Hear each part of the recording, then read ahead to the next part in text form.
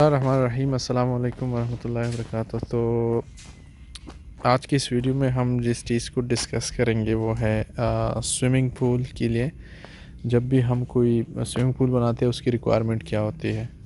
यहाँ पर अगर आपको दिख रहा हो तो ये एक बहुत हैवी स्टील स्ट्रक्चर बन रहा है और इस साइड पर हमारा स्विमिंग पूल के लिए जो स्ट्रक्चर है वो बन चुका है। ठीक, तो स्विमिंग पूल के अंदर बेसिकली जो फिनोमेनाज होते हैं वहाँ पर हमें हैवी मैकेनिकल और इलेक्ट्रिकल रूम्स भी चाहिए होते हैं अगर आपका स्विमिंग पूल बहुत बड़ा है तो। जिस तरह से अगर यहाँ पर आपको दिख रहा है तो यहाँ पर हमने इस साइड पर ये एक मैकेनिकल रूम इसको या इलेक्ट्रिकल रूम आप इसको बोल सकते हैं वो बनाया हुआ है।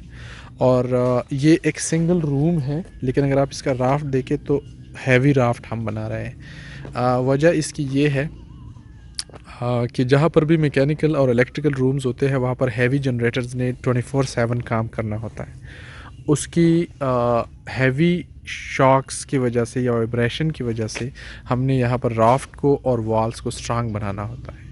तो यहाँ पर जो वॉल्स है अगर आपको ये दिख रहा होगा तो ये वॉल्स हमने इस साइड पर भी और उस साइड पर भी सारे साइडों पर आरसीसी का बना रहे हैं और इसमें स्टील का यूज़ हम कर रहे हैं।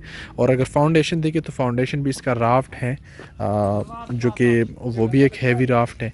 आपने नॉर्मली सिंगल बेड की या सिंगल रूम जो है वो देखे होगे वो सिंपल से होते हैं जहाँ पर हम एक स्ट्रिप फुटिंग का या फिर आइसोलेटेड फुटिंग का यूज़ करते हैं, लेकिन यहाँ पर हम 6x6 का एक कंप्लीट जाल जिसको हम बोलते हैं वो दे रहे हैं। एक मेश है जो 6x6 का है, वो टॉप पर भी और बॉटम पर भी। वजह उसकी ये है कि हैवी शॉक्स ने यहाँ पर 24/7 रहना है, यहाँ पर जनरेटर्स ने चलना है और उसको कवर करने के लिए हमें राफ्ट जो है वो स्ट्रॉन्ग चाहिए होता है। अब जब भी इस किस्म की कंस्ट्रक्शन होती है तो उसमें कुछ प्रिकॉशंस का भी ख्याल रखा जाता है, जिसमें अगर आप देखें तो हमारा स्विमिंग पूल का ये लेवल अप है, ये लेवल जो है ये डाउन है। तो इस लेवल डाउन की वजह जो है वो ये है कि हमारे स्विमिंग पूल्स में स्लोप्स बनते हैं, यानी कि एक साइड उसका अप होता है एक साइड डाउन होता है, और जो जनरेटर रूम होता है या पंप रूम होता है वो हमारे डाउन साइड पे होता है। तो ये डाउन साइड है और यहाँ पर हमने जो जनरेटर रूम है उसकी क्रिएशन की है और उसके लिए हमने जो जनरेटर रूम है वो डाउन साइड पे डिज़ाइन किया हुआ है।